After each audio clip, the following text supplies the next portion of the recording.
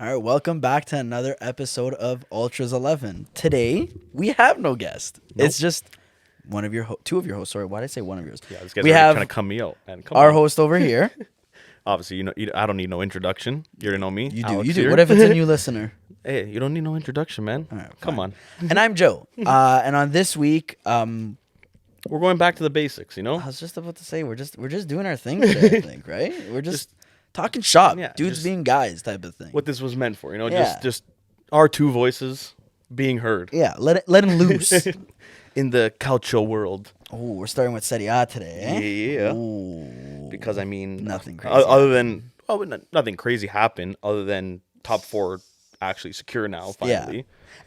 Oh yeah, No, it is, actually, it yeah, is. Juve like officially Because clinched. Lazio and Rome are both 10 points Yeah, back, so either way. yeah, 3 games Only three left, games only left. 9 points Yeah, there. but I mean, no one cares about that anymore because, like, yeah, okay, Juve, Napoli, Yeah. we're in top four, but everyone's looking obviously at Inter and Milan because this race, like, It's you know what? heating up. I thought last year, because it was a new winner and the whole thing that happened last year, but I feel like last year, Inter won it earlier. Like, they Yeah. just, Oh, yeah. it was known, like, the way they were going. Well, they also had Conte at the Yeah, helm, right? and So like Lukaku everybody with the kind season he was having, like and they Hakimi. made a lot of crazy signings throughout the year that not throughout the year, sorry, in this like the window that it wasn't guaranteed, but you knew but they were- Conte but was they were going to get something. consistently Yeah. getting results. That was the Especially because of the difference. year prior how like well How they it were went like, exactly playing and stuff how it like went, that. and they just got unlucky at the end. I feel like at that season, and I knew Conte wasn't going to lose it back to back. Yeah.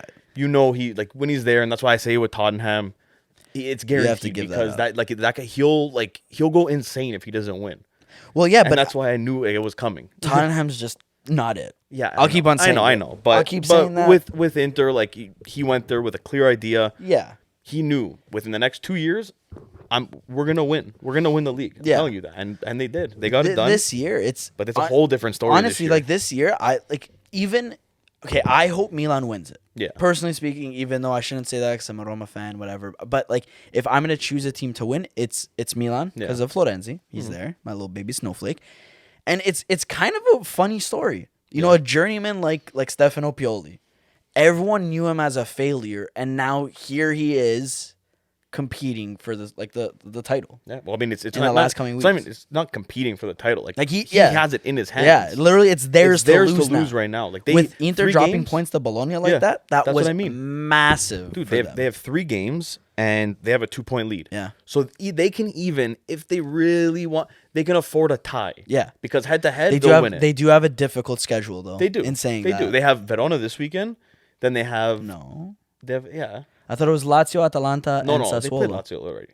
It's Verona, Sassuolo, Atalanta. That's it. Sorry, Yeah. sorry. You're right. Yeah, You're right. which I mean, Sassuolo, like 2 weeks ago, you saw them play Juve. Juve barely got that game, like 1-0 at the They're end, such a free flowing attacking team, but then they and get then Napoli railed. 6-1. Yeah. How? Well, that's the thing though too. I feel like that kind of game goes to show you the strength Napoli actually does Yeah, have. they're It's just so for some reason inconsistent. I feel like whenever it's that final push, Napoli just loses everything. Like all the tactics they had going up to that point, it just reverts to this let's play defense. Yeah. And that's it. Like against Roma, they're obviously the better team than Roma. For some reason, these guys are parking the bus against us as if we're such a free-flowing attacking team. No, we're a counter-attacking team. So what you did to us was interns just kind of screwed all up for us. set you guys up. Yeah, like it was just a very confusing. I watched that. I'm like, you guys should be trying to win, not us. Like, Yeah, I just feel like some games they just go in with like the wrong tactics or wrong mentality because it's always the team like they should be winning that they lose that they drop points. Yeah. The games like against Juve, they beat Juve, no problem. Like yeah. those games they'll pick up the points. But then the games that you're like, okay, Napoli's got who this weekend? Oh, they got Verona or they got Cagliari. Oh, okay, wash. Then you go look, they lost 1-0. They tied 1-1. You're like, yeah. what? Well, it just goes to show you that like Spalletti as a coach, I do like him. Actually, I don't. This really season, like him, but, I like, really wanted that was my thing. No, honestly, if Juve wasn't gonna win, which I knew, I wanted to my see. my I reason, want to see Napoli. it's literally Spalletti. No, I man. this is the thing. I hate Spalletti, but I love him. But I hate him just because of like the whole Totti drama. Yeah. But like in the grand scheme of it, like Spalletti is he is a brilliant coach. Yeah, he is. Like he is a He good is. Napoli coach, just and- for me, he would have won if Napoli had the right tools. Yeah, and De Laurentiis wasn't such an ass. Yeah, but and that's the only reason that I hated that. I hated that team for a period, but before, but that whole time when they were close with Juve, and he was just the stuff he would say you would read in the paper on the news, he was just arrogant. That guy, yeah, just stick to producing your movies exactly, and dude, see you later. Stay away from football clubs. Yeah. But other than him, I always loved Napoli. I don't know why. I just always it's a team. It's hard to. It's just one of those teams that you can't hate. Dude, those days Cavani. Lavezzi, and who's the other guy? Hamsik. Dude, that team there, I loved watching that team. That was a very fun team. You know me, I'm hardcore Juventino. Yeah. I would die for Juve. But Napoli, I always loved that. Well, Napoli was it was that team. It was hard to hate them. They played such nice soccer, football. They the players they had were lovable. They would die for the crest, like Lavezzi, an Argentinian guy. You could say Maradona again, but I'm just saying Lavezzi obviously didn't have the skill of Maradona, but he loved Napoli. Yeah. The fans loved him. His everything about him. It was a really good team. It's a good culture to. I feel like Napoli to be around. Players that go there, other than De Laurentiis, because 9 out of 10 players that leave that team, it's because of De Laurentiis. They come out and said, the president, he's not all Didn't Larry Milik come out and say some stuff about De Laurentiis too? As he was trying to leave? Everyone that leaves or is trying to leave says something about it. Yeah, he's a dickhead. Yeah. The guy knows nothing about soccer. Dude, how do you sack Ancelotti? That's what I had a buddy of mine the other day mentioned to me, Ancelotti coached Napoli. And then I'm like, yeah, you almost forget about it. What was he there for? 45 minutes? And you know what? You're shit. Yeah. Okay. De Laurentiis said something. He's like, I forgot what the quote was. He said it, I think it was this week or last week. He was he was saying that Ancelotti, he didn't have the right mentality when he was there. And buddy. How does a guy that wins literally a coach everything, like that, a serial winner, doesn't have the right mentality? No, you just don't have the right mentality, and he's you don't want to hard-headed. give him the tools to thrive. He's hard, and that's why coaches don't last there. Because coaches will go there, they love it when they first get there because all the love and praise they're getting, but then they go I want this, or they say, okay, this is what we need to make the team better. I feel like he has also a tendency, De Laurentiis, to throw people under the bus. Oh, that's all he does. I feel like that's one of his biggest things. He just.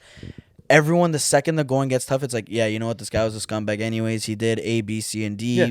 We don't need him. Trust me. We're good with me here. Yeah. He's trying to make Napoli about him. Yeah, no, it's all about him. It's his movie. Everyone's just living in it. Yeah, I really don't understand how that guy is just, how he's still allowed to even own that team. Yeah, and that's what I feel like Napoli's problem is, and why I would love to see them win, but I don't think they're going to win. If he's running the team. Yeah. I can't. I don't. If he leaves or whatever happens with him, and new owners come in or something, and it's actual people that will invest in the team, Napoli can be a very special team. Oh yeah. Well, I feel like Napoli with the right them owners. too. The coaches they get are good enough coaches to mess around with the team and do something, but they just aren't given the tools. Mm-hmm.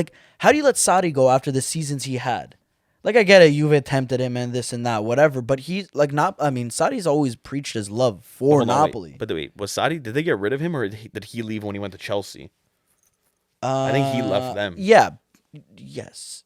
But he also had a very hard time with. But that's what I'm saying. And he's come out in public. And but that's what I'm saying. When he left, how do you let him leave? Yeah. And I understand. Maybe there's stuff we don't know about behind the scenes, stuff but like that, whatever. But but look what he was doing with that team, Joe. He's just a bum. For me, do I think and he won with Juve? Do I think he's a great coach? I don't think he's a great coach, Sarri. Yeah. But with that Napoli team. They were playing special, dude. The way they were moving the ball, the way they would just play as a team, and you saw it every game. He made Koulibaly what he is. Yeah, he made a lot of players on that team the way they are, man. He made Koulibaly the most perfect ball playing in your face center back, and he has so much finesse. Koulibaly now, and he's a big boy too. He's not a smaller center back. I feel like his career is gonna be wasted by him staying at Napoli. Because De Laurentiis is going to keep asking for too much. Yeah, And he's either going to leave for free when he's too old, or he'll be thrown under the bus by De Laurentiis at some point. and he'll be like, he didn't want to leave, and we needed the money, so blah, blah, blah. That's why I couldn't extend Insigne. Yeah. He's going to make up some bullshit like that. Yeah. And everyone's just going to say, okay, fine, whatever. And De Laurentiis we trust. Yeah. and they're going to keep trusting him. Yeah, I would. Which, if they want to, then they're going to keep experiencing what they did this year and have all these hopes of the title hopes. We're going to actually win it. Well, and I mean, maybe fall. Koulibaly to Man U. Man, dude, he was too expensive, man. 75 million was too expensive. So they Harry Maguire. They went to go buy 80. Harry Maguire for 80. Yeah, Come on, it man. makes sense. It makes a lot of sense. Makes the most sense. But Napoli, like now that they're out of the picture, I really want to see these next 3 games how they're gonna go. I'm praying that Milan do something. I'm still gonna obviously watch the Juve games, but I don't care to watch the games. You have to watch the games. No, I know, but I'm saying I don't care to watch those games because like now I know we qualified. I want to watch him more because now Allegri said he's gonna start using like that Miretti gonna play again, which he played phenomenal his first game. Sule. Yeah, on 23, he's apparently gonna play next game, so I want to see him play. But hopefully other than that, Pellegrini gets some more time. Played again on the weekend. I know, very impressive.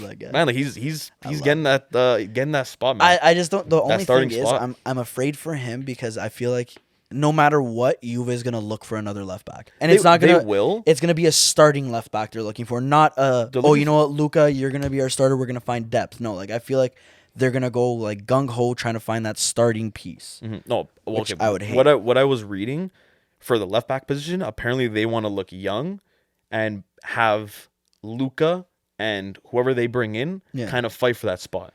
Which I think will be good. That would be a good thing. Like that's a healthy competition to have. But you need to have, because especially with an older guy and you bring in a younger guy and it's okay, you know what, you got to fight for your spot. It's a lot of pressure. That's because you're like, okay, let's say it's like Evra and Luca Pellegrini.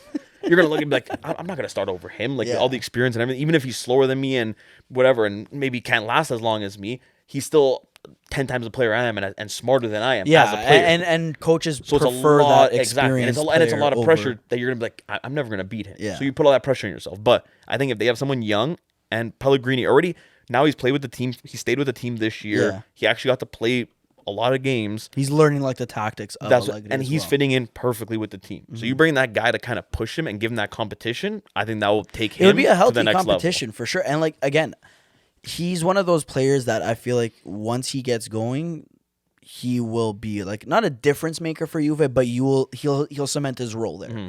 Because I feel like left backs and right backs, it's so hard in today's market to find like that solid one that like works. It's almost impossible because guys that look good, they don't turn out to be that good. And then when you do find them, it's like, okay, we can't play this guy 24/7. Like we need to rest him at some point. Like Riccardo for Roma, he finally started to like flourish. Whatever, he's doing well. Season, but man. Dude, against Bologna this weekend, he came on at like I want to say the 63rd minute, something like that.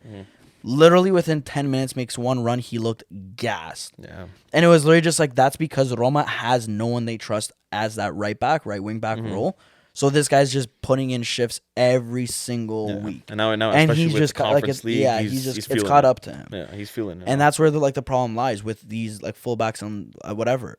You can't find. It's very difficult finding that. And that's solution. The one thing I would say, because other than that, defensively on the attack, putting balls in, he's improved. Pellegrini. Yeah. Oh yeah. Big time. But the one thing he has to work on is that fitness because he cannot last. Like you can tell he can't last a full game, and when he does, like he's gassed. Oh, yeah. He won't be able to play like a Saturday game and then like a Wednesday Champions League game. Yeah. Well, that's a big problem because like especially at the beginning of the season, that's when like these players like kind of have the fitness to play those back-to-back games. But with him, this whole season, I feel like that's the one thing he's lacked is that fitness. Not to stay healthy because he for the majority of the season he stayed healthy. The fitness to actually last in games and be able to play back-to-back games and keep playing. It's just crazy though because you look at these Premier League players and these guys like they'll play 4 times in a week. Doesn't even matter their age. And for some bizarre reason, they're covering like 15 kilometers a game and they're going Jordan back Henderson. for I was gonna say Jordan Henderson. Mark Noble, not anymore, but like up until a couple of years ago, he was still in his mid-30s. I honestly still would say Mark Noble could probably like last 2 games a week. Honestly and truthfully, longer than some of these players in Serie A. It's actually crazy to me. I even look at Zaniolo, love him to death, buddy. This guy's gassed after the 55th minute, and it literally looks like he needs to be subbed out. Yeah. You know, he starts squinting. I was gonna say, he starts like looking exhausted, crouched over, hands on his head, this and that, and I'm just there like. Buddy, you're 22. Yeah. Like, you're an athlete. Yeah. You should be good still. Like, you rested over the weekend. Over the week, sorry. You didn't play. Mm-hmm. So what's your excuse right now? But then you go to the Premier League. These guys like Jamie Vardy. That guy covers every single week 13 kilometers. He's running up and down the field. And they're still playing no every problem. Game. Yeah, and he's playing every single game. Yeah. It just goes to show you, like, yeah, okay, everyone says Italy's tactical and, like, Spain, like, that's why, like, the fitness isn't there. Mm-hmm. But, man, like, Premier League, those players are definitely built different. Oh, yeah, man. Definitely built different. You see the way they last, like, they can last a whole game. Except Marcos Alonso. He sucks. But even him, like, even how slow he is and now everything, he can still last the whole game. Maybe not now anymore, but, like, up until, like, last year, the guy would still last the whole game. Play back-to-back games. He still sucks. That's besides the point. I feel like he thinks he's, like, Cesc Fabregas or something, but it's like, no. Just play defense, dude. You're literally useless at everything. Jesus Christ. How's that table looking anyways? The Prem table. Man City and Liverpool, how's that heating up? That's saying like that one's not as just the Serie A one, man. The Premier League is even spicier. I was gonna say, is it still a 2-point gap or no? Sorry, it's a 1 point gap. Yeah, 1 point gap. I think City takes it. I don't know why, too, man. They're just built different, and it's Pep. Yeah, I don't see Pep choking. Yeah, that's what I mean. I can't see them throwing it away, but I honestly think with Serie A, I feel like that one Milan's gonna tie a game, this one or the game against Sassuolo, and the Prem and now they're gonna go on the last day. We're gonna know the winner. Maybe we could get a crazy commentary thing like Balotelli. Yeah, I was gonna say, was it Peter Drury, that crazy guy, Martin Tyler? Dude, but like that doesn't mean like the Prem this year is probably the closest I've seen. Yeah, oh yeah. Like in a while. I feel like usually like the last couple of years, I feel like the Prem has been decided so much earlier, and you look at it and be like, yeah, like last year, who won? City won, right? Yeah. Yeah, and I'm pretty sure they won. No.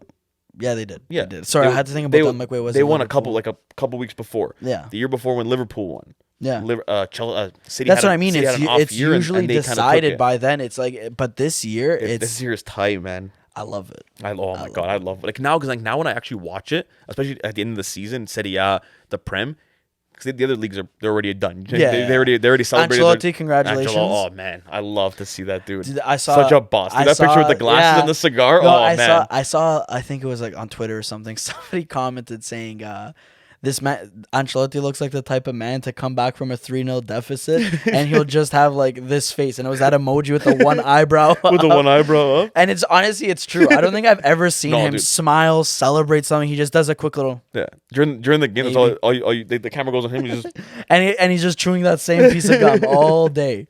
And that's it. That guy the gum's gonna go in the Hall of Fame. Oh, 100%. I think he sleeps with the gum in his mouth. Takes it out and just puts it on the side. Yeah, like he just rests. That's it. A beautiful man. That, like, congratulations to him.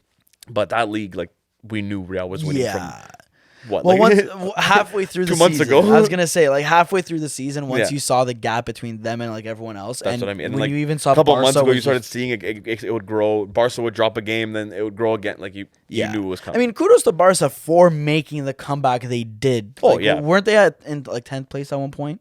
Yeah, like they were far down the table. Like just washed by Juve. That was. Second last place. All about Juve. During week 4. All about Juve. No, man. You brushed me. Oh, yeah, Barca, last place, but what a comeback. Yeah, okay, but we just cemented 4th place. We were in second last place 4 weeks in. Okay. Yeah.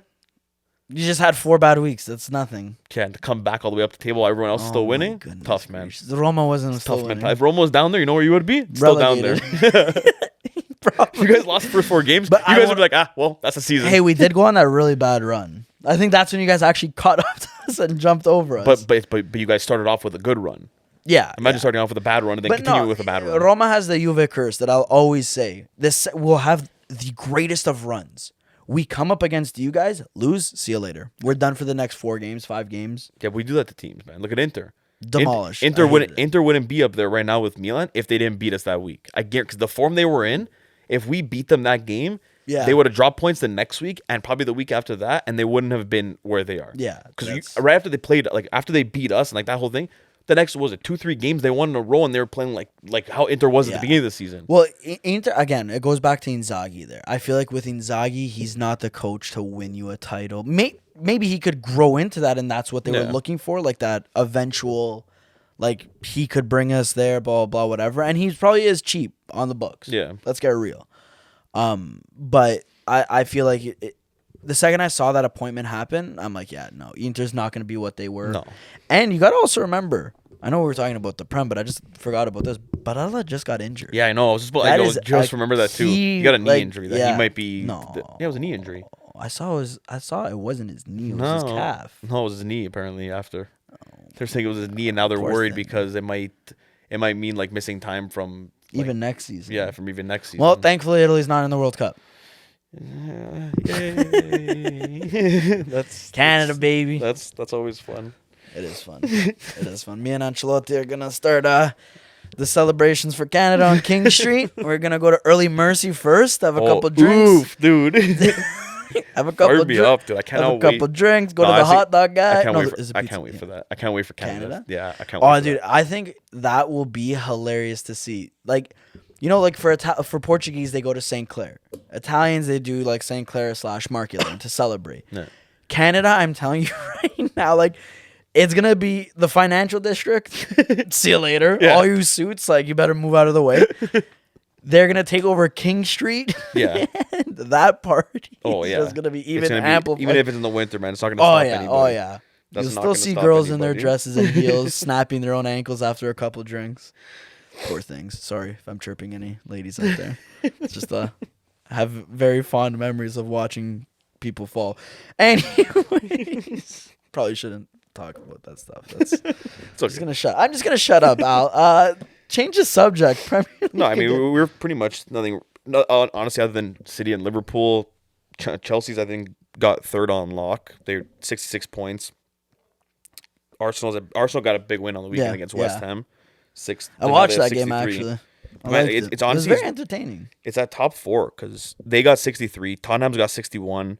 Man U's got 58. But like Man U also has 2 games more than Arsenal and Tottenham. Yeah. So I think Man U just beat Brentford today. 3-0, which good for them. Yeah, but I still I feel like Man U's kind of out of the top 4. Yeah. Like they can kind of. I mean, if Ronaldo might be playing his first year of Europa League next year, if he stays with them. I was seeing like after like Arsenal West Ham, that game for West Ham was actually like huge. Yeah, that had and now it's a matter of like the commentator was saying that like even for like West Ham right now, their Champions League hopes and stuff like that, they're starting to dwindle more and more, and it should be a matter of that they should concentrate on the Europa League. Yeah, obviously, because they're in the semifinals and the first leg they lost 2-1. They lost exactly.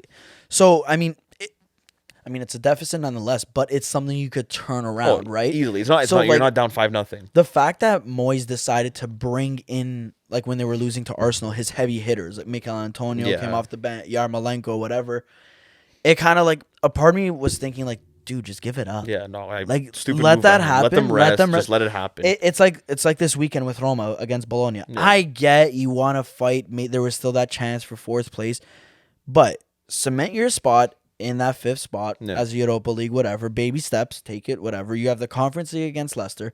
Now I know you win the Conference League, you're in Europa League automatically. You're in Europa League, But again, why are you? The game was gonna end tied no matter what. Why are you bringing in Pellegrini, Tammy, like your bigger hitters? It's like let them just rest, let them go home, sleep, make out with their wives, whatever. See you later. Yeah, no, these coaches have to realize like when to say, okay, you know what? Look at the league. Like I know it's hard. You know, you want to fight back. Yeah, you always want to be at the top. Hey. Especially for a team like West Ham, I feel like Champions League would go a long. It'd be massive for them. That's one of those teams that like it's kind of like not a sleeping giant, but with enough recognition, West Ham could take that next step. Yeah. Now, do I think they'll ever be a top 4 team like a Man U, Man City, like whatever, like those big, huge names? No, but with Champions League in their corner, people would start to look at that as like a nice destination rather than people already do. Like you already see like them every summer. You see West Ham sign like at least one big name star, and they'll sign like other guys that like you're like they've had a good season. You're like, oh shit, like they picked up that guy now. They always do that, and with Champions League, like you said, that would help out to maybe bring. They're already in the Prem, so that already attracts names. Yeah, they have you're in Champions League football. That attracts more names. Yeah. And I think that would help. Obviously, I know he's not going to stay long term, but that might help in the decision of signing maybe a little bit, maybe another like an extra year or 2 for Rice, an extension, because he might look at that and be like, "Hey, you know what? If we can actually build something here, I don't mind staying here." Like I know he obviously hates the club. The only thing with that is that publicly, like he's said his admiration for Chelsea. But he obviously, I get that was like his yeah, and I get that, but for me, I hate when players do that because then it kind of gives like, everyone wants that fairy tale after. Yeah, and then it gives you that whole like it's like you get that false confidence in a sense then, and like you start to think like, oh, this guy, yeah, he bleeds for the badge, but he really doesn't care. Yeah, he doesn't. His heart truly still wants to be on Chelsea. And it's stuff like that. Like, I hate when they come on and say, admit it after your career. Yeah, like, say it after. Don't like say it now.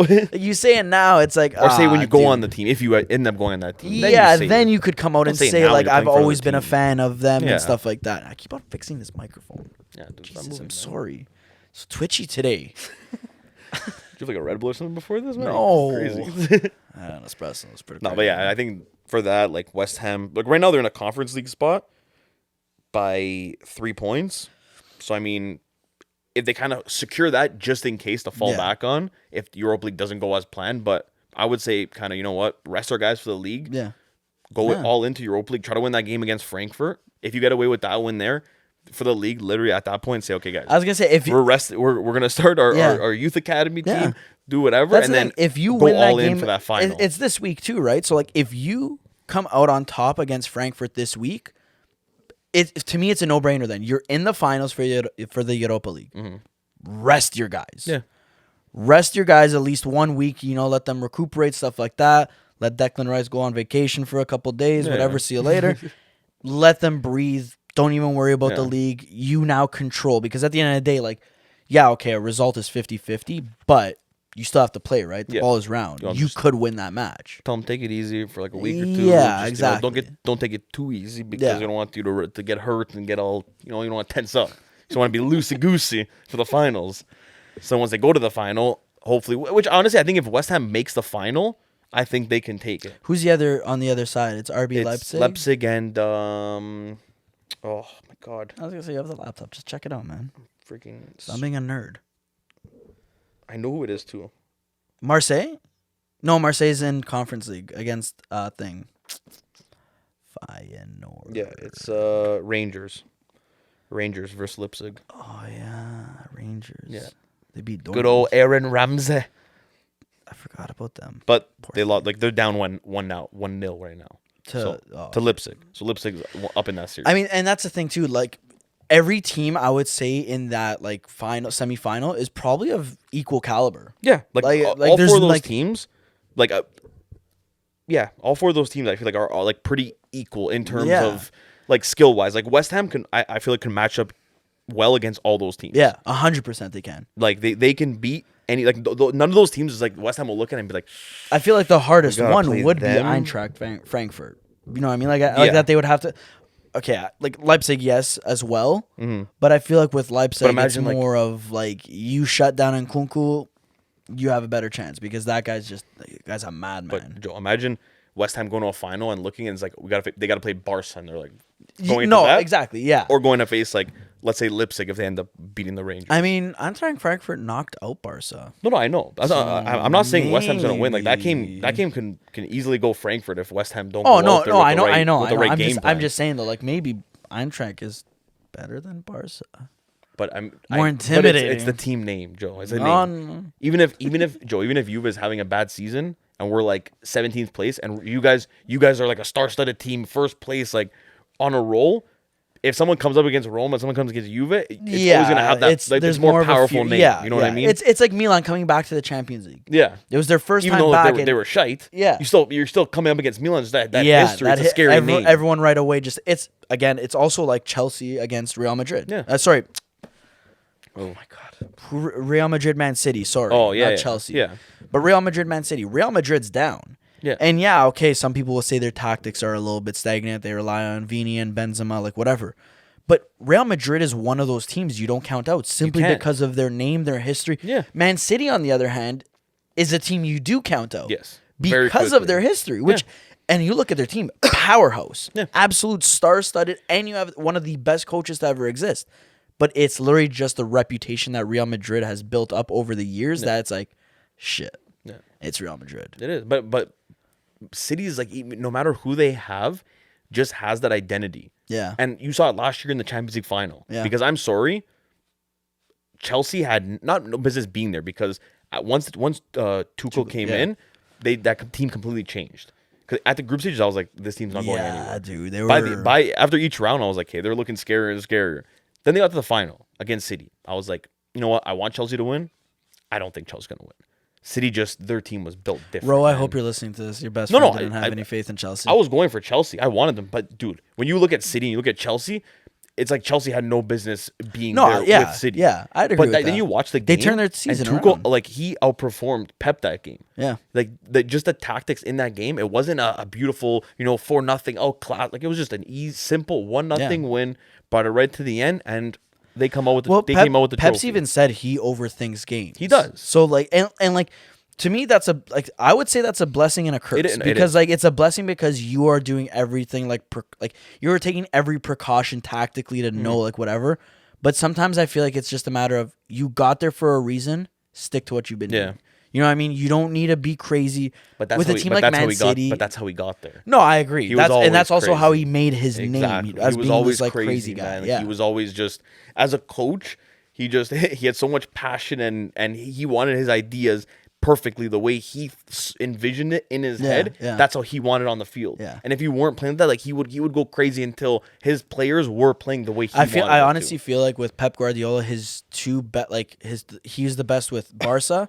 Bayern Munich, I mean, for some reason I kind of forget about that. He was even Bayern's coach. It didn't really matter. For me, like, City was his best and Barca. And Barca. Yeah, I would say Barca's the first one. Bayern was like whatever. City then, like what he does with these players, like how he has De Bruyne playing false nine. Yeah. How he makes a signing and you're just like, why? Like Ruben Diaz. He was doing great. He was a fantastic player. But like he doesn't have that sort of speed and whatever to be a Premier League center back. Mm-hmm.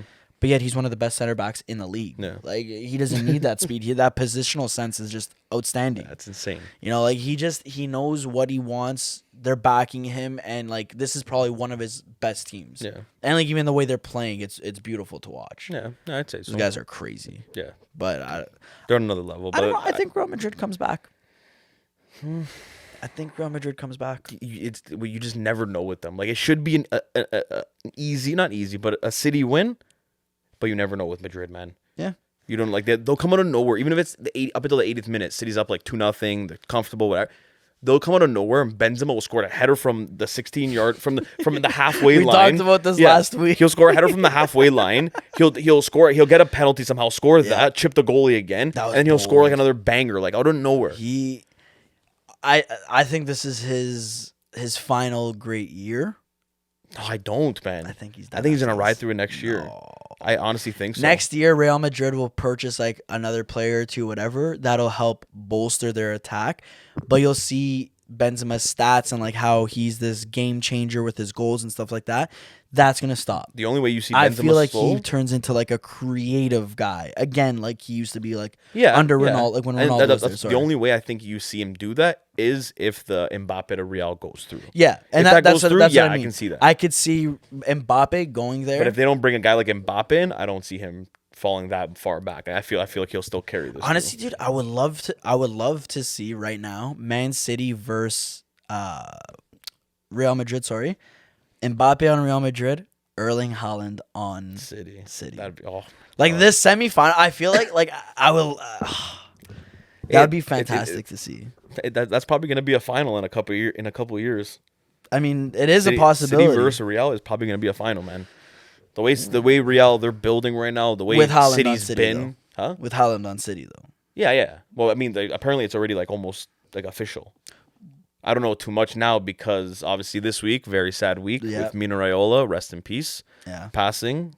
That's huge loss. Yeah. And it's crazy because like personally speaking, I don't know. I did my research now and learned a lot about like agents and whatever, but in general, like Mino Raiola and Jorge Mendes were the two names in the agent world. Oh yeah, for massive. Soccer especially. Like everyone, they're literally almost bigger than players. Yeah. Oh yeah, they were some of them. Their name had a bigger presence in a room than a lot of players, man. Yeah. Like they were very well known. Now I got a question. Owners and players and celebrities. I was gonna say like Mino Raiola like was photographed with celebrities. Yeah.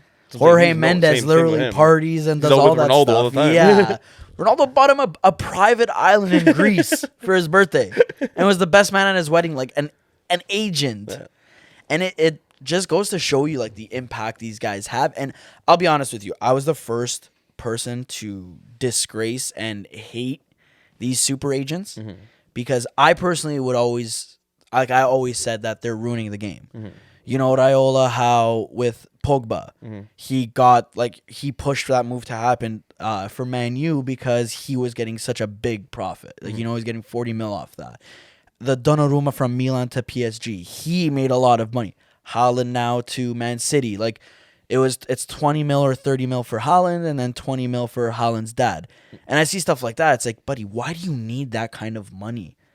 But like then you actually look, like you start reading into everything with these agents and how like guys like Mendes, Mino Raiola, Jonathan Barnett, sorry, I was gonna say Barrett, Jonathan Barnett, like these guys have all been described like from what I'm learning now as very personal agents, where they're actually your best friend rather than like. Oh, but that's you're just a number, you know. That's the thing with it, which a lot of people, obviously from the outside, like being a Juve fan or being a Milan fan or whatever, you know, you lose a guy like Donnarumma.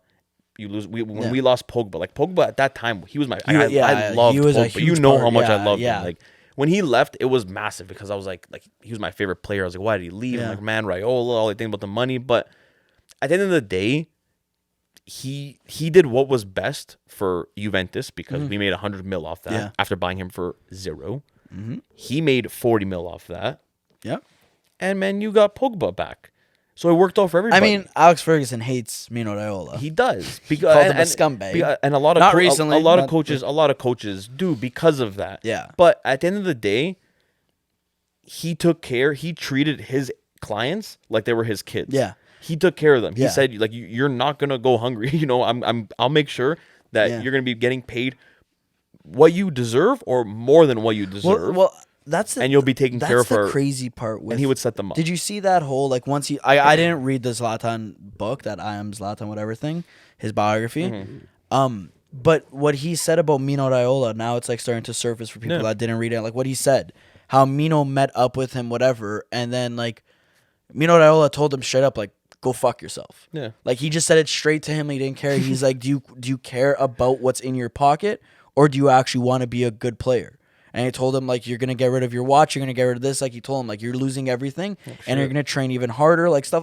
I don't know like word for word. I saw like the other day, but he basically just kind of put Ibra in his place to say like whatever.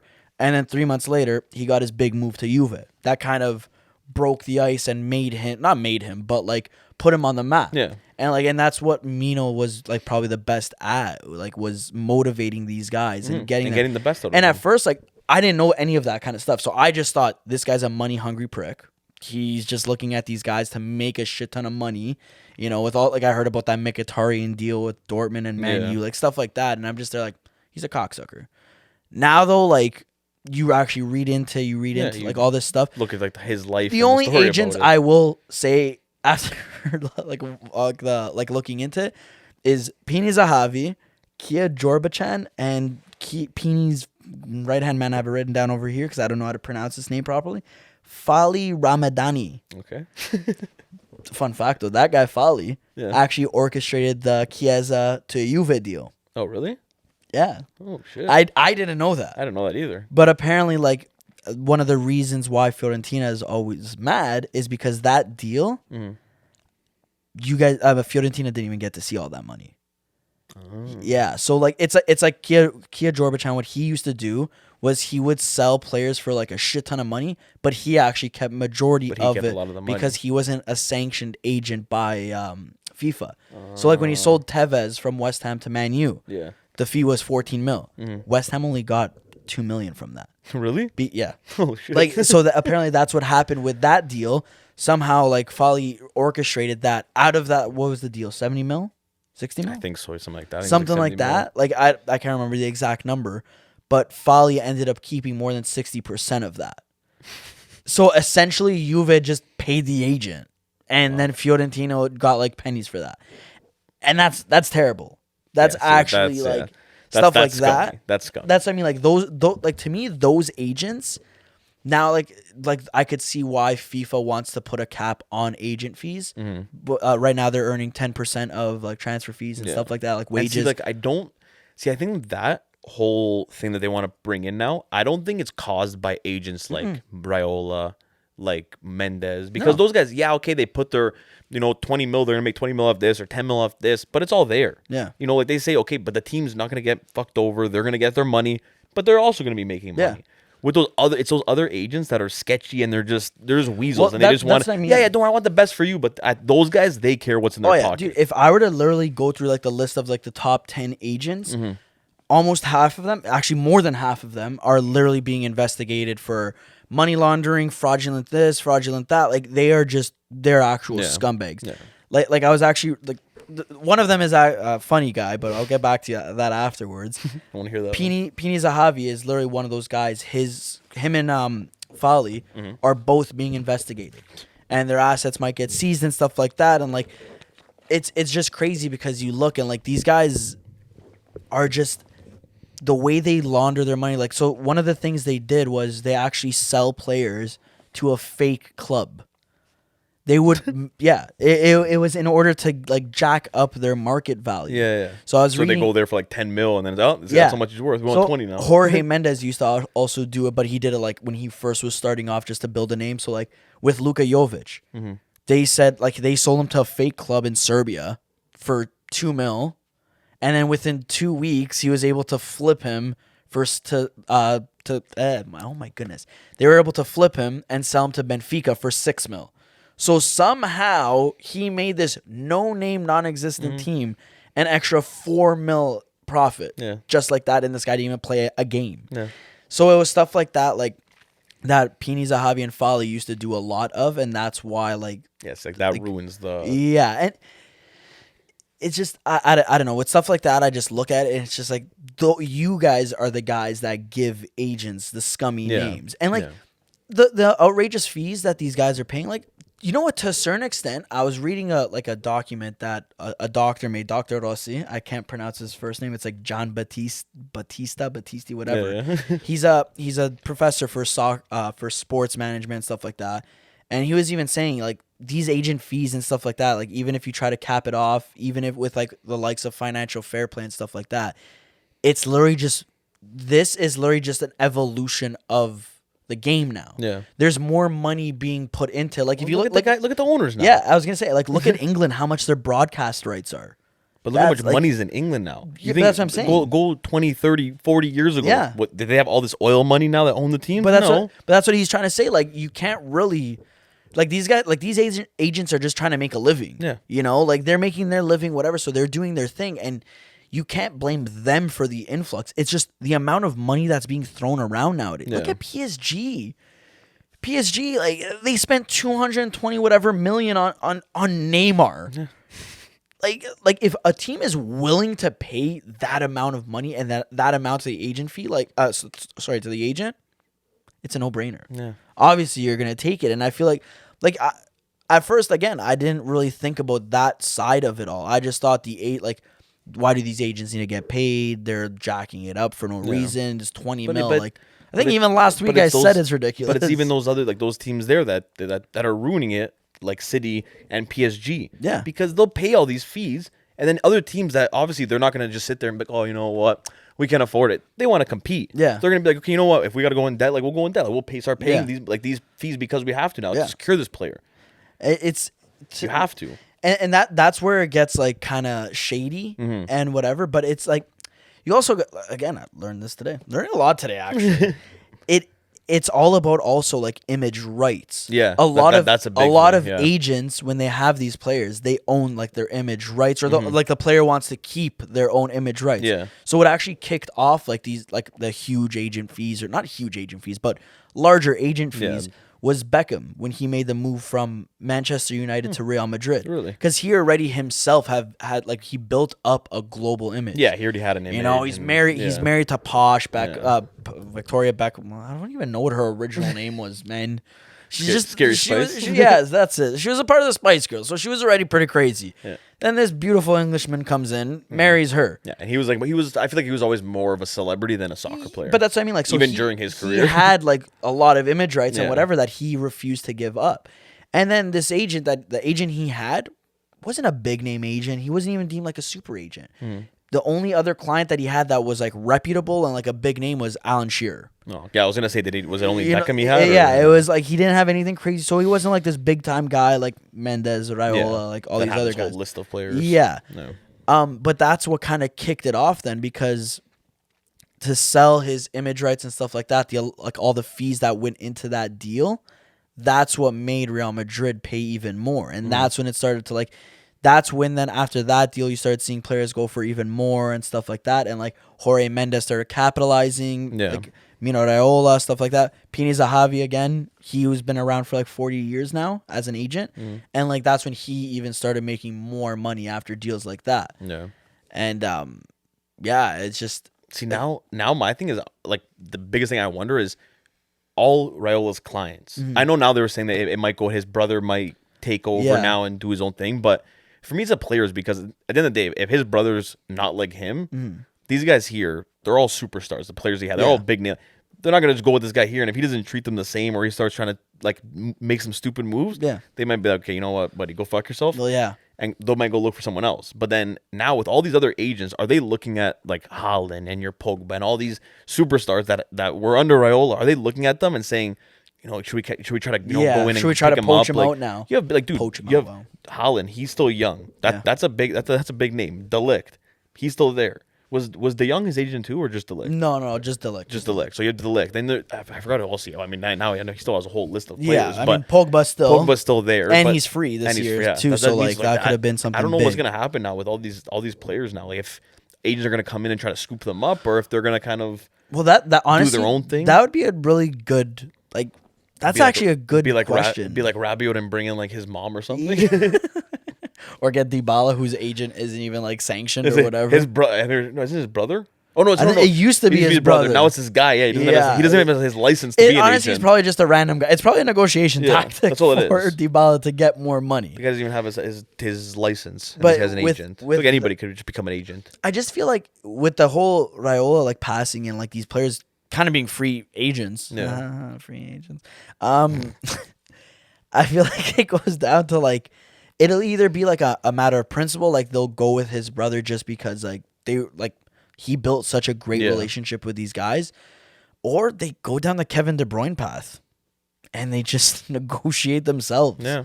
Like apparently like that could be a move, but I feel like even Kevin De Bruyne came out and said that was only easy because I wanted to stay at Manchester City. Yeah. Like if I was negotiating a club away from here, then it would probably be a lot more difficult. Yeah, you need your agent. But yeah, I don't know what happens with these players, like even like because the agent fees too. Actually, thinking about that, like that's what I mean. It's not in Haaland's contract. Mino was entitled to 20 mil. Well, that'll probably go to his brother or whatever, his family in general. Yeah. But my thing is like now with like De Ligt and those guys, and like Haaland, Mino was known for moving his guys, obviously, because he would get the money. It's not they're always on a top team.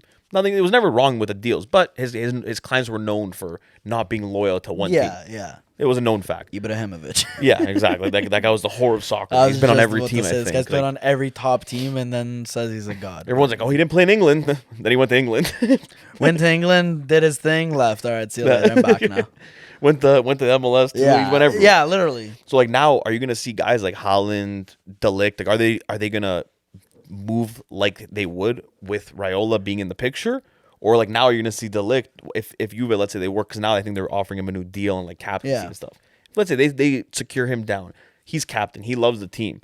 Could he stay there his career, or does he still move in a couple of years? Well, that's the biggest thing. Because that I feel like that I already had that feeling. I love De Ligt, but like I was like, hey, don't get too attached, because like in a couple of years, the skill he has, man, a top team's gonna want to go for him, and Mino's gonna take that opportunity. Well, obviously he cashes into exactly. He's gonna go to Agnelli and be like, hey, Manchester City's offering you 180 million. It's a good question. I still think I feel like they get inherited by Mino's brother, and I feel like he's but do they go that direction? Because man, you never know. Guys like it's never the same like when it's like that, like when it's a family or like two brothers. Yeah, that goes they over have like, different ideologies. He might be there and be like, okay, you know, holy shit, like I'm making all this money now, Mm-hmm. like, and then he might want more money. And be, okay, like let's and he might start doing stuff how like you know those sketchy agents you just named. He might start doing stuff like that, and then these players might be like, hey, yo, like I don't want to be involved with this kind of stuff. The only thing I could say though is I feel like when you look through like when you like do the like look into like agents and stuff like that, I feel like every agent kind of sticks to like a certain league or a certain like a country or like you know like Barnett, he sticks with like where he makes his money and what made him like the super agent and stuff like that is young English players. So like Jack Grealish stuff. That's what I'm saying. But he's English, right? Barnett? Yeah. Yeah, that's what I'm saying. So he's English. He focuses on that young English thing. So I mean, I feel like it's only right to focus on the Prem. No, but what I was saying was like with Jorge Mendes then and Mino, those are probably the only two agents that if you look at their like clientele, actually more Mino than Jorge Mendes. Even Jorge. No, but I was gonna say like it's so versatile. Like if you look at Mino, Gravenberch, Haaland, like yeah, okay, he has those young up and coming stars, but he also has those experienced vets. But like I feel like he's all over the map and he just has great clients. Yeah, in every league, like all spread out. Exactly. All in the Prem or they're all in Serie A. They're not centralized. That's what I'm trying to get to. Yeah, and I feel like that's the kind of thing though with Mino that it becomes difficult to like for people to inherit like other super agents. Yeah. It'll be difficult for them to inherit those clients because again, have the relationships with the teams. Exactly, because like those other guys, like the other top agents, these other tycoons, whatever, they're just so centralized on specific things. Yeah. So like, where can you find a guy like Mino right now? He's gonna be almost irreplaceable for like the first little bit. So that's why I feel like they'll settle for his brother out of like a respect, and I don't mean any disrespect. That's also brother, too. Like, if his brother's like willing to and like wants to take on that. Exactly. Role. If he wants to like inherit the clients and actually take over that role, because having especially the clients he had and the amount he had. It's a lot to take on, and a lot of guys like that. Like it's not easy to deal with like those guys to make sure they're all like happy to have that personal relationship that I mean. Like Mino himself had. Like because Mino would go out and like spend time with them. Like he would when Pogba was on Torino, I always see pictures on like Twitter. He would randomly just come over to Torino, either come at the training or go by his house, just like chill out with him, like just whatever. Like they were buds. Like, even Haaland too, like posting pictures of him now. It's like he would go to Haaland's house, just chill there. Apparently, like Ibra was like very close. Yeah, apparently he was there like up until like his last breath. Like he was like there with him, which like I was very surprised. But that goes to show you the relationship they built throughout the years. Again, it's like one of those things that like you're so blinded because you see what is reported to you. It's almost like the news in general. You know what I mean? Like CP24. No offense, guys. But they tell you one thing and you will instantly like, yeah, that's right. Yeah. That's the truth you are like now exposed to. So I always thought Mino is just a scumbag. Yeah. You know, he just cares about money. He's a prick. He ruins careers. He makes his players into whores, blah, blah, blah, like all this stuff. But then when you actually like look into and you like dive into all that kind of stuff, you realize that, you know, that they had such great relationships with these agents. It's not just like a money-making scheme. Like, yeah, okay, some of those agents are that, but like the good ones, the higher end ones, man, they go look at Mino's the moves he made with his clients and everything. Yeah, not one of them was a flop. Yeah, every move that he made was always at the right time, and it always worked out. I mean, you could say technically Pogba. It still worked out. I'm saying though, like technically, I still think Pogba's a great team. I think Man U's been shambolic since Ferguson left. So since Mourinho left. No, Ferguson, man, that team's been shambolic. Mourinho got something decent out of it. But Mourinho, like you're bringing in a great coach with again the same shite players. Yeah, it's never gonna work. That I'll agree with. Yeah, you know what I mean. So like, yeah, okay, even if you brought in Pep there right now, he's not gonna do anything. Oh, it's Pep Guardiola. Like Pep's probably the best coach right now in the world. But with that team, man, there's so much deadwood on that team. Oh yeah, it's almost uncoachable.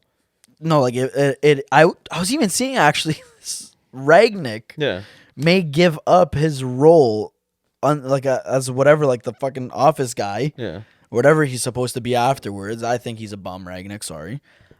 He's might be giving up that role and take up Austria's head coach. I see them, but then I seen he denied those and I'm rumors just there today. like, dude, what are you doing? Like, do you think you're actually that good? Nah, but man, dude, like, come on, Man U though, especially with the owners, with the Glazers, apparently, like it's like that's why no one wants to go work there. No one wants to coach there. No one wants to do anything with that team because they're not investing any money.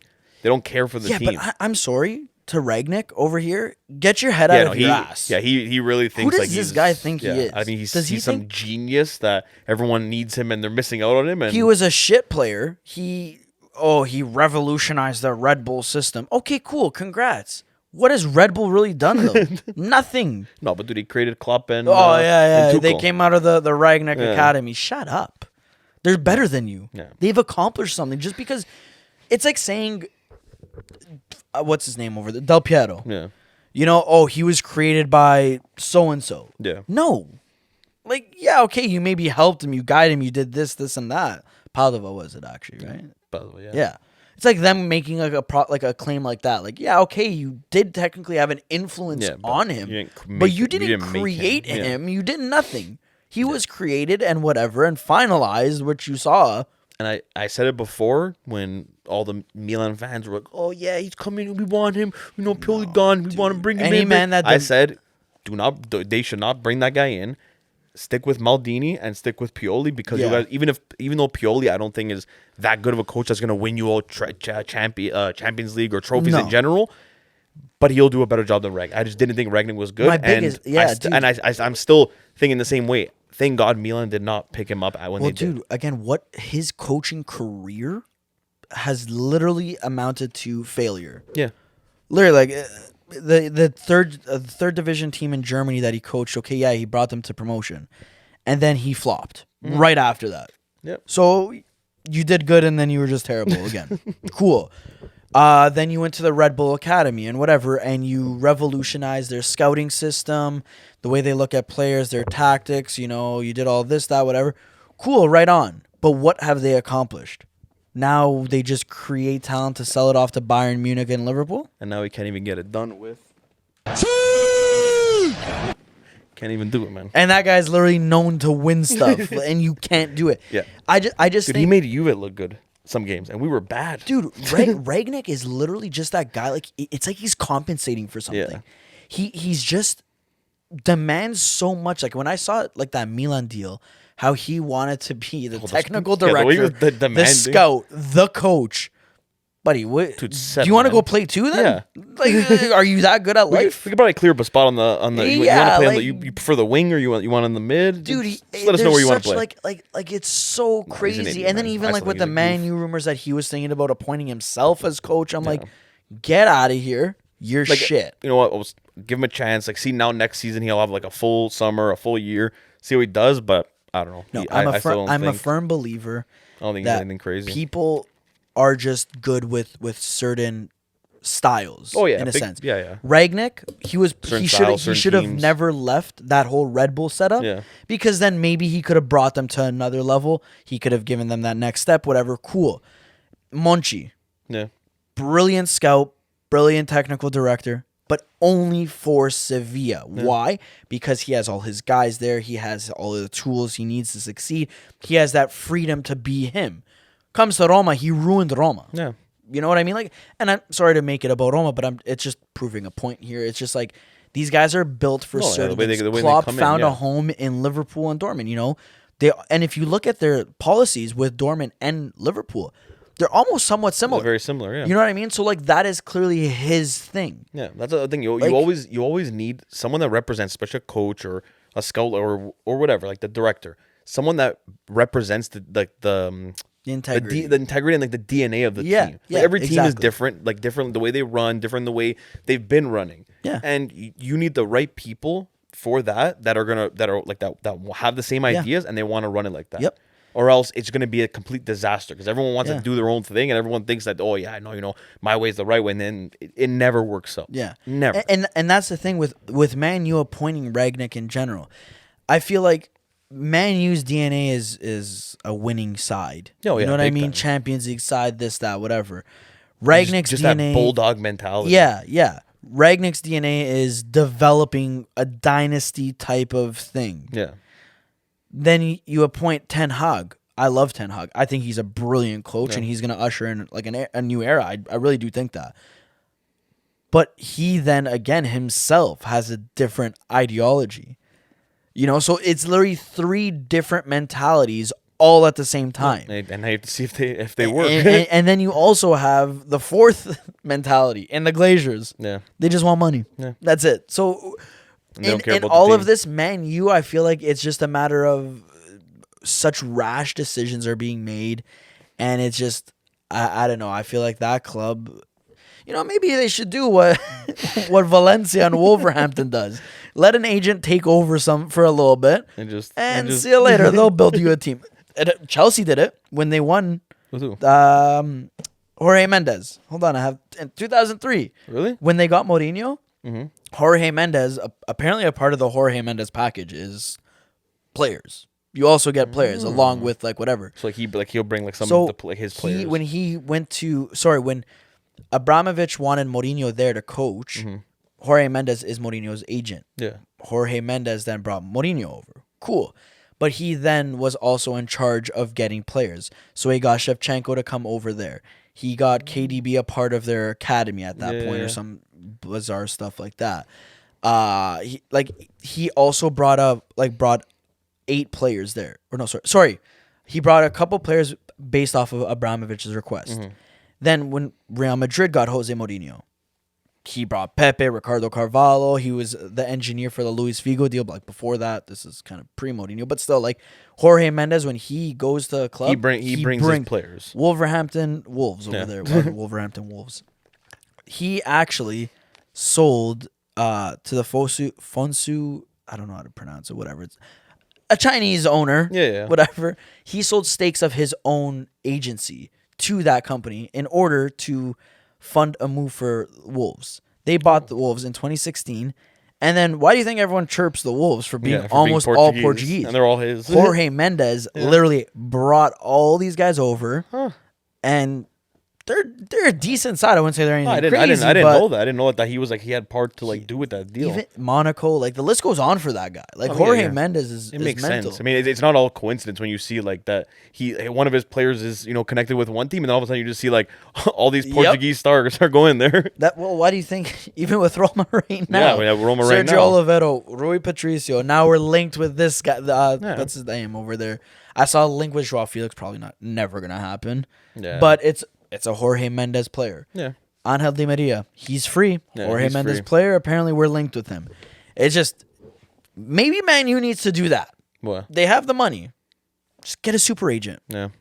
Let him do everything for you. Let him bring the players there. Like you need to win now. Your fans aren't gonna wait for Rangnick to build something. Man, you would go for like the wrong super agent and get someone that has like one half decent player, and but yeah, don't worry, I'm gonna bring all my players, and they're all just like scrubs, and the team just gets even worse. It's just a bunch of Luke Shaws just running all over the field. That's how the team would go. But Joe, now that we're talking about the Premier League, a big game this weekend happened that had to do with this podcast. And it was the deciding factor, considering we both had very similar picks. Yeah. I don't know if you saw the Tottenham game, but they won. They beat Leicester.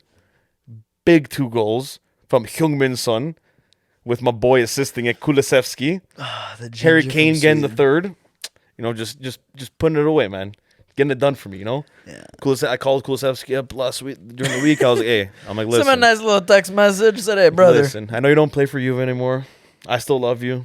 I need you to do me a big favor. Huh? Do you actually still like Kulusevski? I still love him. I'd get out. I still hope for Get out of Well, okay, yeah. Bentancur, I hope both of his knees fall off and he becomes... I would actually prefer Bentancur over Kulusevski. No, I like There's something about Kulusevski's face. Because Bentancur, you know what I feel like? He was so shit for Juve recently... And he's gonna go like now. I mean, on the weekend he played a good game, but I just feel like he's just gonna have such a good career. Not like he's not gonna be like known forever, but I think he's gonna have a good career there, and it's just gonna piss me off because the guy has so much potential, and I don't know what happened in these last 3-4 years. I just feel like his role wasn't right for him. But off topic. But yes, going back to the Tottenham game, Joe, if you want to let them know what time it is. Sometimes may be good, sometimes may be shit. It's about that time, Joe. You know what? You're gonna start it off with the shots. Then I'm gonna hit you with your guesses because I want you a little loopy for those. Did we even write down the games? Yeah, we got the games. What games were we doing? Don't worry, I got Joe. Hey, you take your shots. I'll cover the games. I tried to pull the wool over Al's eyes. I'm gonna be honest with you. He left me alone down here in the studio, and he said, "While I'm away, just quickly do the games for like the challenge, whatever." I'm like, "Yeah, for sure." I didn't. Didn't write them down. I didn't write them down because I told myself, "Joe, you suck. You're gonna lose again." It's okay. I picked the challenges. Shit. I'm not gonna do these back to back like that fast because it's Crown Royal. So you're gonna do it when I say. So do one right now. No, I know what you're gonna do. What am I gonna do? You're gonna tell me to do it right now, and then the second I finish No. I won't do it back to back. I won't do it back to back. Gag a little bit, so I'm gonna move the mic away. All right. Hold on. Actually, hold on. Let me just get set up here. We write a lot of notes down. Huh? Yeah. Well, old school, baby. Got good calligraphy. Got a laptop, but I'm writing down on a piece of paper. All right, cheers, mate. Okay, I take that shot now. Oh, this.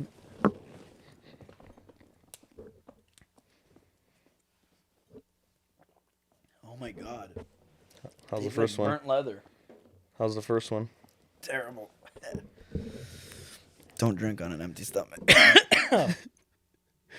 I'll get you some pizza after this, Joe. Don't worry. Burns the gut. Oh my God. How you feeling after that first one? Terrible. Yeah? My stomach's hurting already. All right. Okay. So, obviously, we got to go Champions League. We got a big week of Champions League this week. Ooh. So we got to continue with it. Okay. So we're not. You better not have included Roma in that. Joe, I didn't. Can you like? I said Champions League. Oh yeah, sorry. So City versus Real Madrid. We're gonna do. Hold on. Who comes out on top? We're gonna do who qualifies. Yeah. I don't care who wins the game. I say Real Madrid. So you say Real Madrid. Yep. Wins the qualifies. Qualifies. Okay. Never back it. I'll always back my boy. Okay. Carlito. So now we got Villarreal versus Liverpool. Okay. West Ham versus Frankfurt.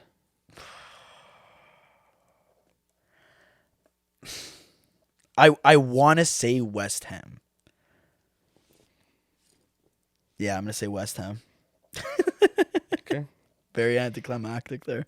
West Ham. Okay. Leipzig versus Rangers. Leipzig. Are they winning? No, they're losing, aren't they? No, Leipzig's winning 1-0. Yeah, I think Leipzig wins that. Okay. Ramsey. He don't have it anymore. And then the last game is Roma versus Leicester. I'm not saying anything. No, you have to. I'm not saying you anything. have to. Roma loses then. You have to say. I just said it. Roma loses. So you're saying Leicester win? Yep. No, but wait, sorry. No. I know what I said. No. Hold on. But wait, so that's to qualify. Yep. I'm gonna say Roma loses because you know what? So you're saying that Leicester qualifies. This is hurting my heart by saying that. You have to call it, man. We gotta make things interesting, Joe. You know a song Forever Young when they say hoping for the best but expecting the worst? To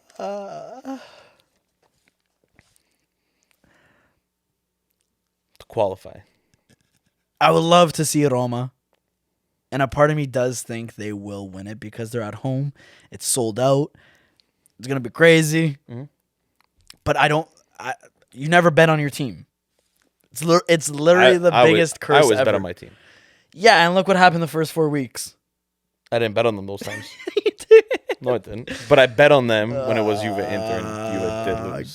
So, besides that. You're killing me here. I thought you said it was just Champions League. Roma. I can't go against them. I love it.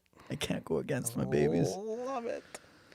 King Tammy, maybe King Cristante does something crazy. All right. So now for me, qualify. I'm gonna go City. I think City's gonna go out of that. Like I know, Real Madrid is not gonna give them easy. They have that Champions League DNA. I don't know. I know. Real Madrid is gonna. That game's gonna go till the 90th minute. Oh, it'll go that golden mile. Pep is gonna change 6 shirts that game for how much he's gonna be sweating. They won't even be shirts. You know what's crazy? He's gonna change. He's gonna put on 6 sweaters. I do have to say, Pep, since he's come to the Premier League, has developed more of a personality. Oh yeah. Or like I feel like before, like he was just a guy. Yeah. Now he's funny. Yeah, he's comical. He's more animated too on the bench. Now you can also understand him because he speaks English. Yeah. Before his interviews were all in Spanish. Too much malakia. And he was younger too. Like now he has more of a personality. You get to see, like, especially with that documentary thing that they had on Amazon.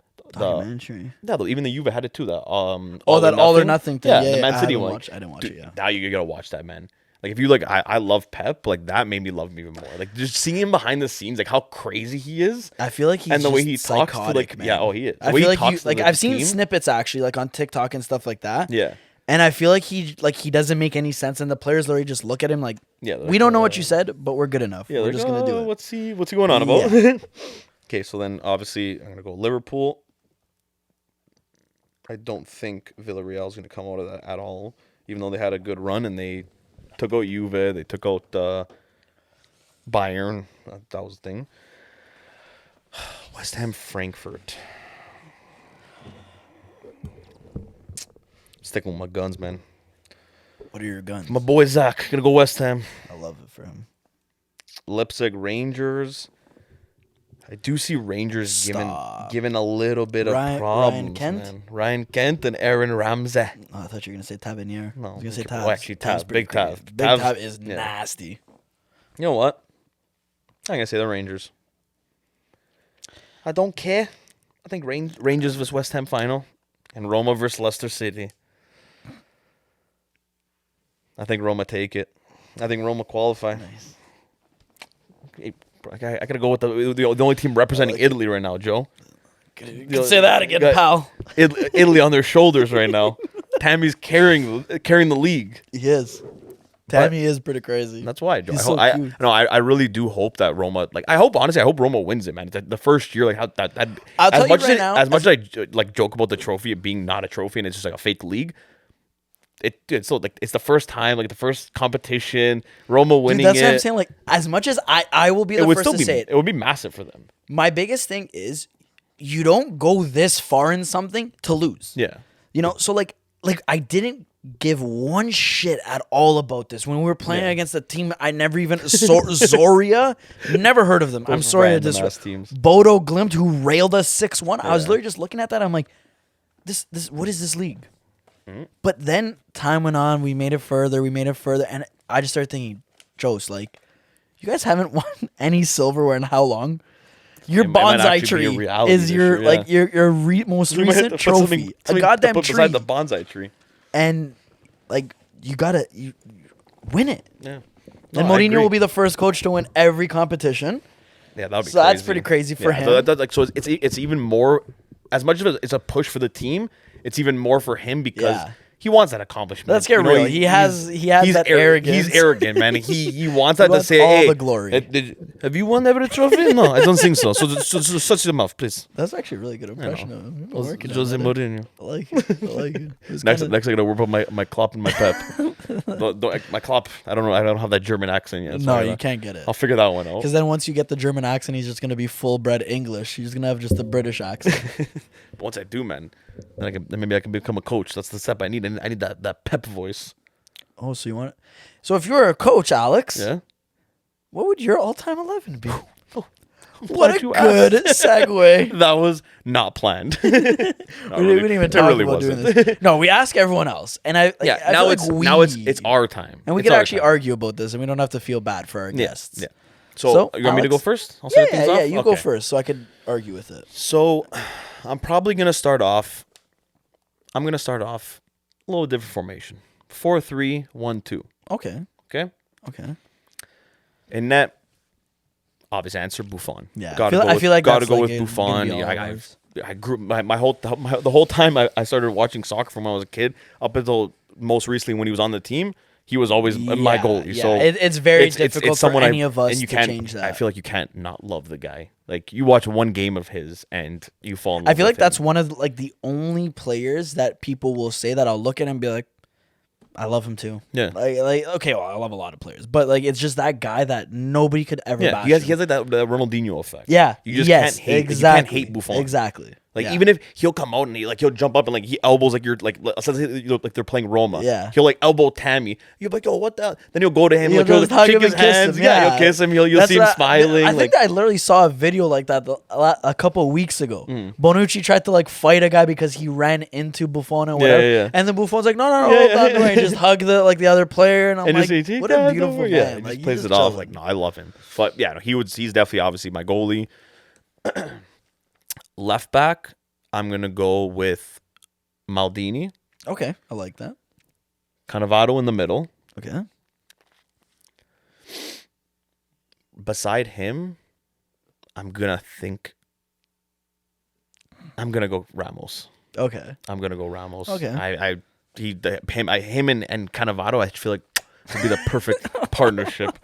And it just is, oh, man. I always hated Ramos, but he was the guy like I wish I had on my team. Like I wish he was. Oh, 100%, dude. Oh my god. I would take him right now. I would honestly take him right now. They don't make it. If they said like he's free, see you later. Yeah. Come. I would love you in a Roma jersey. Totti would love you too.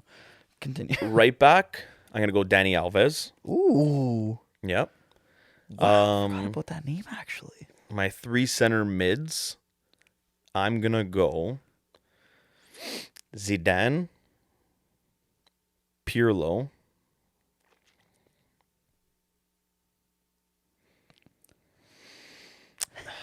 this one's gonna be a tough one, but yeah, Toure, come on. Yeah. No, I think I'm gonna have to go Iniesta here. Ooh.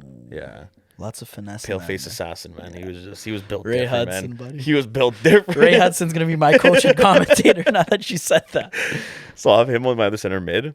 My cam, which I know he played every different positions, but my cam is gonna be the one and only Ronaldinho. Alessandro Del Piero. Always making my team. Never out of I don't care who comes next and next. He's always in my team. Yeah. He's always in my team. And the 2 up top, I'm gonna go with none other than Lionel Messi, LM7, obviously. All right. And beside him, like I know the obvious answer is gonna be Ronaldo. Mm-hmm. But I don't know if I'm gonna say Ronaldo. I'm telling you right now, I love him. I think he is fantastic, God sent, whatever. But he doesn't go in mine either. He genuinely doesn't, because I feel like Brazilian Ronaldo's better, 10 times better. But but the thing is, and I know it's like that we've seen play. I have seen him, but I haven't really actually watched Ronaldo play. I've watched videos of Ronaldo play, so I wouldn't say like he was a guy that like I actually watched. And I have growing up, I will say like I have that slight luxury because my oldest brother, like older obviously, like he watched him and would always tell me, and then like you like not just clips and either, watch like with him too. Yeah, like he would always like my brother doesn't call him Ronaldo. It's a phenomena every single time. It's like, dude, you could just call him Ronaldo. But anyways, you know what? Pele, you're right. You've seen him play. What a perfect Del Piero, Messi, Chiesa, Ibrahimovic. You know what? Ibra doesn't get a lot of credit. Ibrahimovic, man. Ibra does. I feel like all our starting 11s that people have said so far are very generic. Yeah. Yeah, Ronaldinho. Ibrahimovic, no matter no Champions League, this, that, whatever, he's still gonna go down, and I would say he's better than R9. He'll go down as one of the best strikers to play the game. Minus keep Ronaldo and Messi out of the picture, he's gonna be one of the best. You know what? It's a really good argument. You have to look at longevity. Yeah, that's what I was gonna say. And just like, dude, Ibra's been playing at the highest level, minus those 2 years at the MLS. But for how many years now? His whole career, almost. Honestly, his whole career. Like, he went to the MLS, everyone's like, oh, he's going to retire, he's done. And then the guy goes to Man U, wins a Europa League, and is like a starter there. My biggest thing, too, is like, that guy, you got to remember, he's 6'6". I know. Powerful, like, acrobatic. Peak Ibra was fast. Yeah, oh yeah. He doesn't have the speed he did, whatever, but he's still technical. Like, his feet are magical. Yeah. Still present day. Acrobat, dude, the way he lifts up. And that's what I mean. Like, to be that height with that sort of mobility is generational and literally revolutionary. Yeah, like, it's actually so I can't argue that either. Yeah, and it's a unique name. Before we end things off, Joe, let's hear yours now. This is what I've been waiting for. I'm actually excited to hear yours. Gonna get some slack in the comments from our other buddies, from you, but I don't care. No, I'll give you a fair shot. For me, I'm going 4-3-3. Okay. My wingers may not be like technically wingers. They might just be strikers, but regardless. That's fine. Goalie, we're going with Buffon. Like, I don't think anyone could argue with me there. Left back, I'm going with Philipp Lahm. Okay. Center back, I'm going with... That was different, but I have no arguing there. I like it. I love Lahm. Lahm is like versatile. You know, we need him in attack. Throw him up there. Not in attack, sorry. Like defensive mid. Beautiful. Put him anywhere. My center backs, this is my conundrum right now. Maldini, I feel like I need to put there. Mm-hmm. But a part of me wants Cannavaro more. And yeah, okay, I get it. I could put 2. But I also want to put then Nesta or Puyol or Ramos.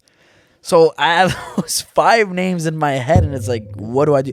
Cannavaro, it's because he's also short. To do that with that height, it's amazing.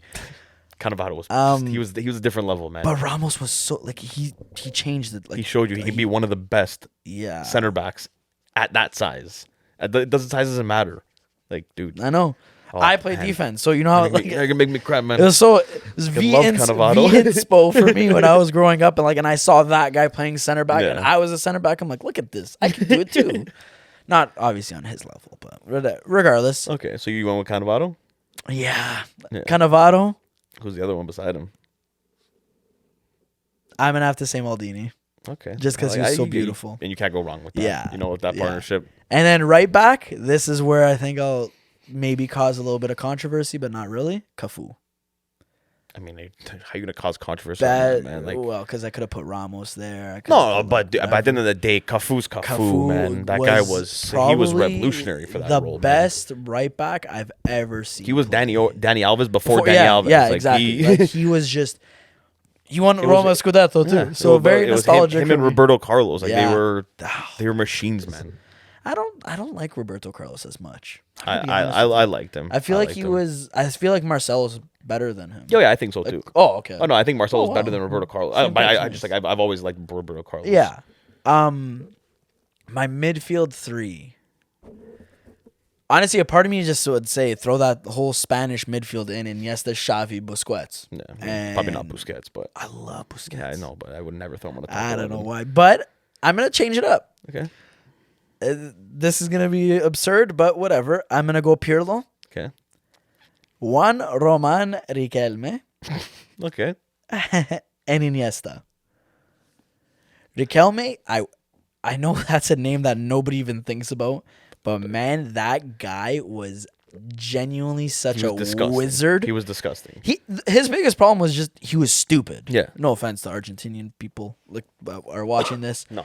He could have been so much better, but it's just his self-esteem, his confidence, everything just was always down in the shits. Yeah. But that man, he was slow as molasses. Oh no, but try taking the ball off him. Dude, I used to watch so many because I obviously never watched the games like Boca Junior games and shit, but even when he was on Villarreal with Marco Senna over there. But his years were his best clips were at Boca. Oh, yeah, obviously. He spent like a majority of his career was there. He was phenomenal. Yeah. Man. Like, oh my God.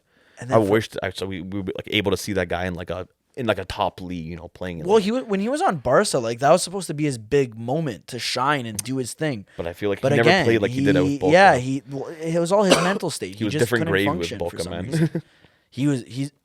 That's another reason why when Roma got Paredes, I was so amped. Yeah. Because they compared him to Riquelme. I'm like, there it is. Like, we got Riquelme. One of my favorite players. Okay, so that's very creative midfield. Yeah. Gonna be different. I don't know if there's much defensive stability, but I mean, we'll figure it out. As long as you guys score more goals, you're good. Yeah, we have Lahm there. He does everything. Okay, so are you going the wingers now or the striker? That's the thing. I feel like I'm just going to do something that's interchangeable. No, actually, no, I lied. My winger first. My left wing. Mm-hmm. No. It's a no-brainer. Who? He is right above your head. Oh, God. Ronaldo? Francesco Totti. Oh, God. I have to. Stop. You can't. How do you laugh? I'm not laughing. Go, continue. Jesus. Men. Then my other 2, I'd have to say, I feel like... I swear to God, Joe, if you say Cassano... No. Cassano could have been such a world beater, but he's a... Jack was a bum. I don't even consider him decent. He could have scored 1 trillion goals for Roma. Dude, Jesus. Roma legend, man. He was the most useless Roma guy legend, ever. Then he posts a picture that he wore a Roma scarf like when he was a child. Oh, yeah, okay. Then you signed for Inter? Yeah, give me a break, Sick, dude. Man. It's like Romagnoli wearing the Lazio jersey after he signs for Milan. Oh my God, that guy's... No sense. Yeah, and now where's he going? Lazio. Romagnoli? Like, get out of here, dude. Just go to Lazio from the beginning. Loser. Messi is there, obviously. Who's that last spot? I feel like... Can't be any more shocking than Totti. I feel like that was shocking enough. No, this actually might be shocking because of like the other names. There's one guy that always comes to my head. Batistuta. I was gonna say Batistuta. Batistuta, dude.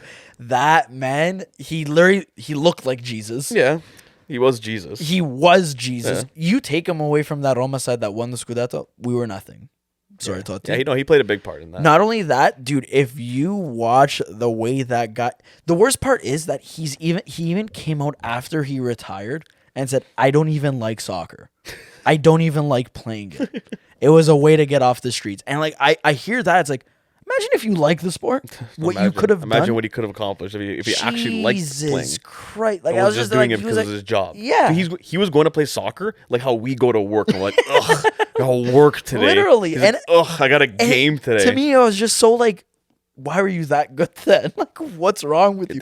How did you celebrate goals with that much passion if you really didn't care? Well, like, yeah, what's at up, that man? point there, I feel like you're just gonna celebrate. You're already there. You might as well enjoy it. But that shows you that some players just have the skill, just naturally gifted. To me, that's what it was all about for him. They can put in 40%.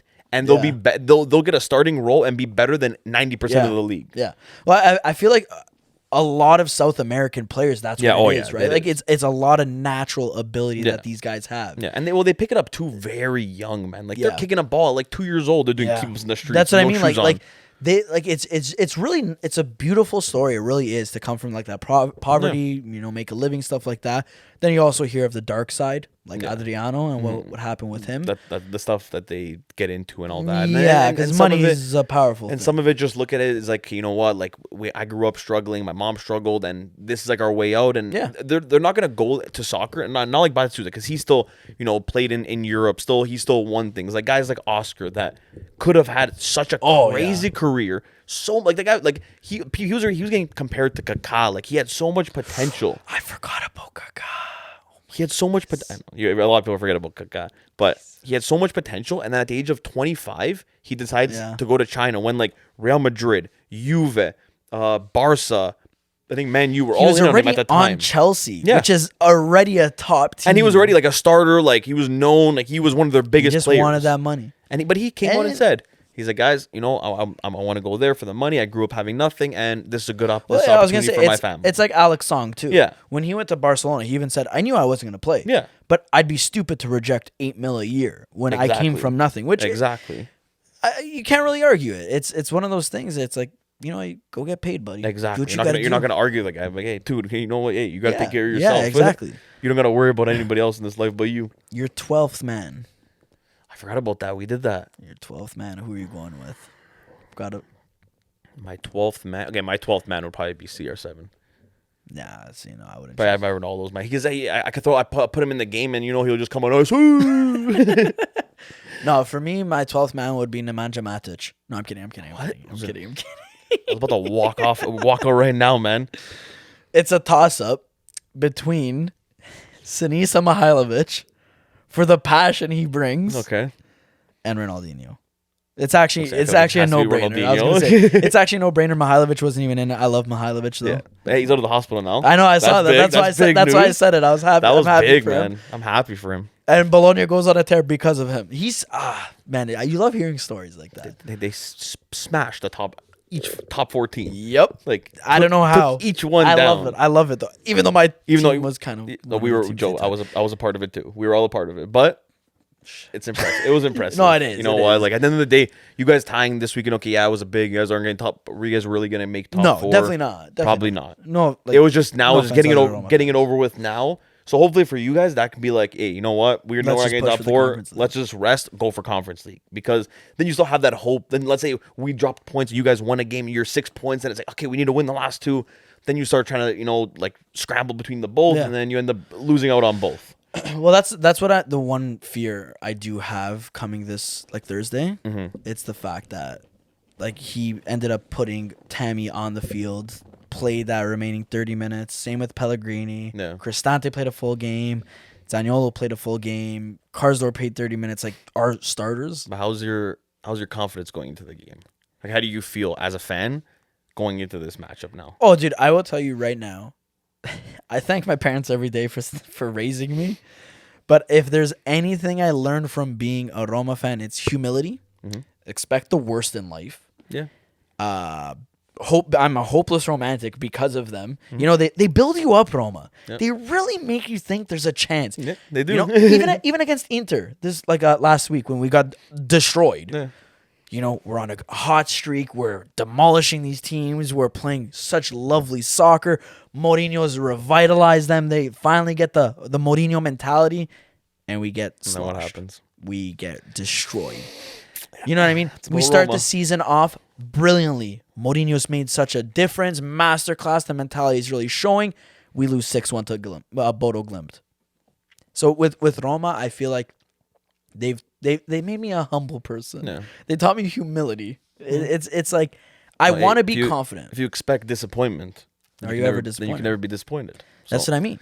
With Roma, it's kind of everyone says like it's a pessimistic attitude. No, it's not. It's a realistic thing with Roma. Like, yeah, like on paper, hypothetically speaking, it's almost an evenly matched thing. Maybe Leicester inches it, maybe Roma inches it. Depends. For me, it's a very like fair matchup. Like it can go either way. Yeah, like if Leicester won, it wouldn't be like, oh my god, how did Roma lose? Like if it was like when you guys lost to Bodo, it was like, okay, dude, how the hell did you guys even lose? when we tied against them? I'm sorry, like, dude, who's that team? Like, how are you guys dropping points against them? Or not? They had not a fake getting a Pellegrini named Pellegrino. Like, you can't make this stuff up. Yeah, no. But that's the Roma like mentality, and it scares me because there's a lot of expectation for this Thursday, simply because the fans will be there in full support. Yeah. They sold out the stadium. I think that'll help. Having that 12th man like as the fans there, and if they go full support. The thing with Roma is, I feel like this is the first season in a while that there is this added pressure in a sense, like the fans coming out in full force. Like, don't get me wrong, it helps the players grow. Yeah, and that's what I mean. Like, I feel like previous seasons, Roma, the only time they ever sold out like the Olimpico since like they won the Scudetto, whatever, was Totti's farewell and De Rossi's farewell. Yeah, that speaks volumes. Since then we've never sold out the stadium.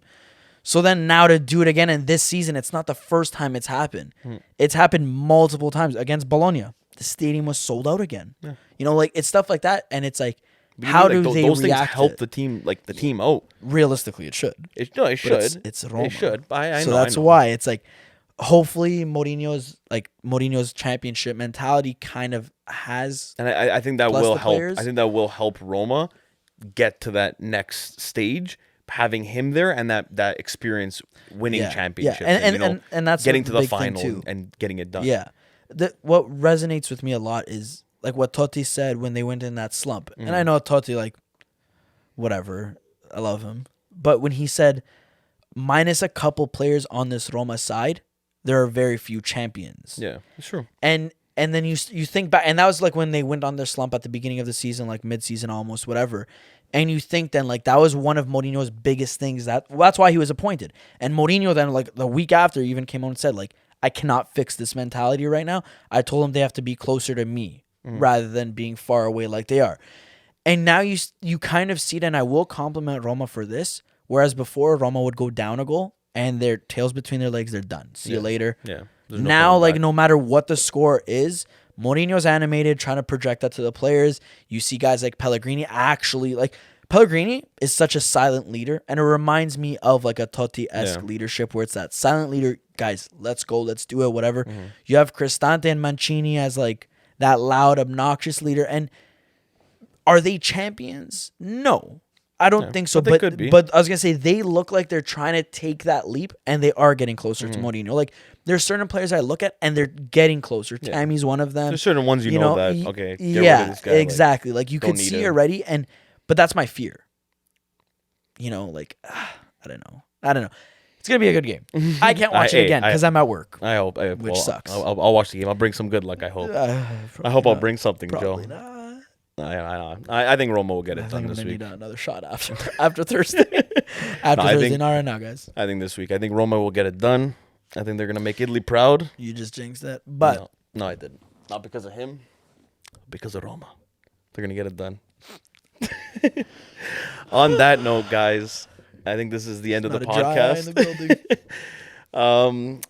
We had fun today. You guys finally got to hear our starting 11. So yeah, at least you guys know. Let us know what you guys think about that, because I know we're a little bit different, than the usual people or what people would normally say. But that's what we're here for. We spice things up, make it a little bit different.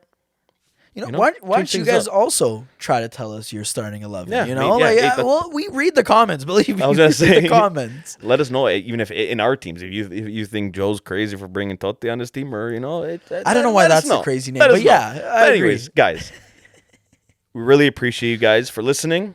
The podcast will be up tomorrow, so check that out on Apple Podcasts or Spotify Podcast. But other than that, it will also be up on YouTube video on Wednesday. If you haven't already, guys, follow us on Instagram, TikTok, and Twitter. We're starting to post a little bit more on TikTok and Instagram now, more of our reels and videos from our YouTube videos. So you guys can check that out there. If you guys have an Instagram and don't follow us yet, do that. But other than that, Joe, I think that's it for today. Let's go cheer on Roma on Thursday. See you guys later.